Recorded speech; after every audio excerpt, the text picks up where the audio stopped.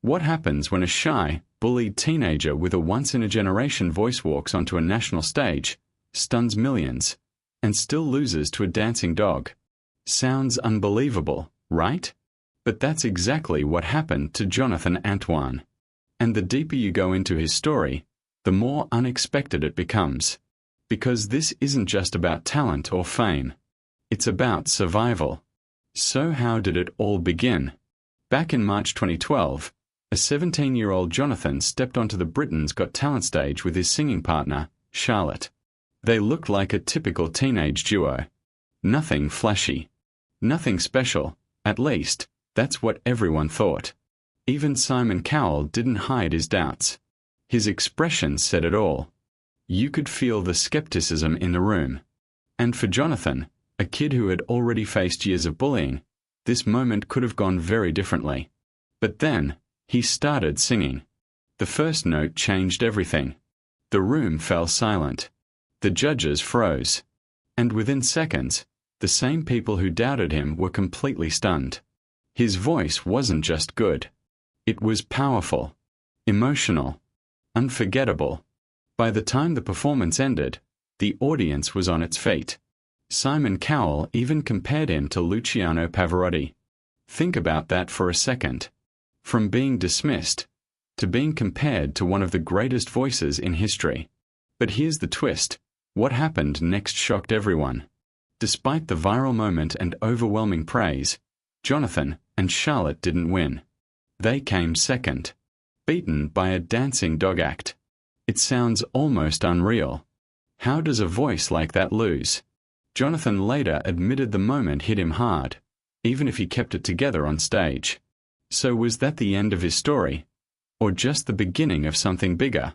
Because here's the thing, losing didn't slow him down. In fact, it opened even bigger doors. Within days, Simon Cowell signed the duo to a £1 million record deal. Their debut album took off quickly, climbing the charts and reaching audiences around the world. Suddenly, Jonathan wasn't just a contestant.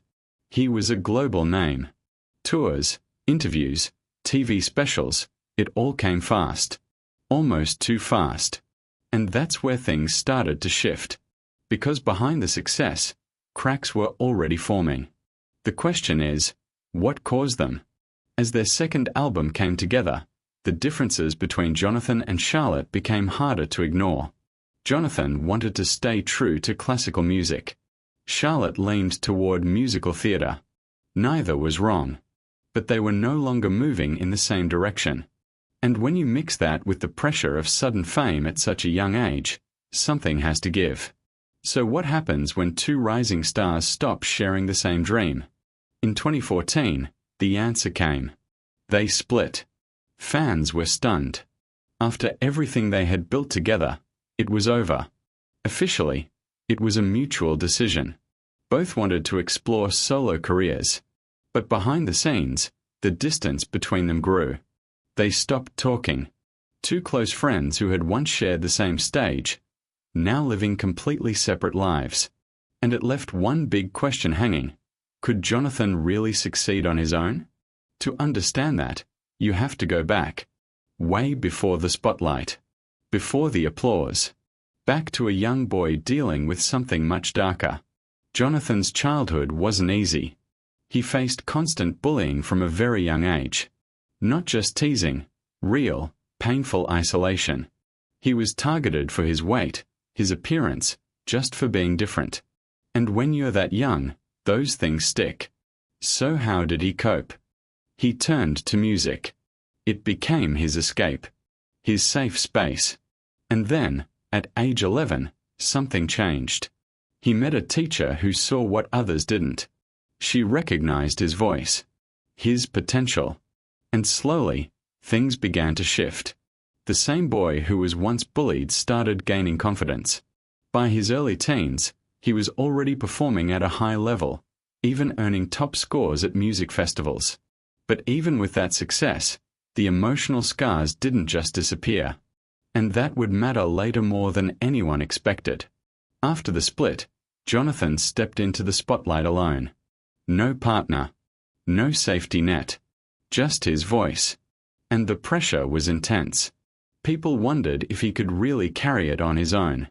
But when his first solo album dropped, it answered that question immediately. It hit #1 on the classical charts. Just like that, he proved he belonged. He wasn't just part of a duo. He was the real deal. And then something even more surprising happened. One of the greatest opera singers in the world, Placido Domingo, personally invited him to perform. That's not something that happens by accident. It was recognition at the highest level. Jonathan toured internationally, released more music, and built a strong career. On the outside, it looked like everything was finally falling into place. But behind the scenes, things were still complicated. Because success doesn't erase the past. So what was he still dealing with? Jonathan later opened up about his struggles with depression. The years of bullying had left deep marks. Even at the height of his success, he was fighting battles most people couldn't see. At one point, it became so overwhelming that he had to cancel a major performance. Imagine reaching one of the biggest stages in the world and not being able to step on it. That's how heavy it was. And it didn't stop there. He also went through a difficult personal relationship that added even more emotional strain. It was a tough period. But through it all, one thing remained constant: his family. They stood by him when everything else felt uncertain. And slowly, Jonathan began to shift from just surviving to speaking out. He started using his story to help others, especially around mental health and bullying. But even then, there was still one piece missing. Something that would change how he saw his entire life. In 2022, Jonathan received an autism diagnosis. And suddenly, things started to make sense. The way he experienced the world. The struggles with social situations. The deep connection to music. It all clicked into place.